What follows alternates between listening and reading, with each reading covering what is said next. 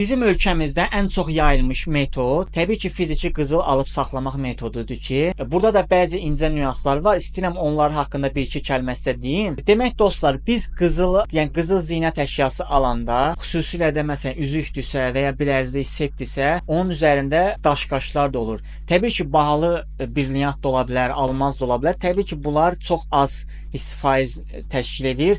Digərləri isə biz alanda ona müəyyən dəyər ölçülür, amma biz onu geri satmaq istəyəndə ancaq qızılın qramını hesablayırlar, üzərindəki o daşqaşı hesablanmır. Bu onu göstərir ki, bəzi daşqaşlar bildiyimiz, yəni çox dəyərsiz, yəni qlobalda bir dəyəri olmayan bir daşlardan ibarət olur. Ona görə də əgər saxlamaq istəyiriksə, çalışmalıyıq ki, biz qızıl alanda, yəni üzərində daşqaşı minimum olan, xüsusilə də o tros seplər satılır ki, tros seplər, bilərziklər və ya qaşsız üzüklərə üstünlük verək ki, sonra bizə anidən nəsə lazım olsa, onu satmaq istəsək, yəni çox pul itirməyək. Ən azından biz saxladıqca o dəyərə minsin.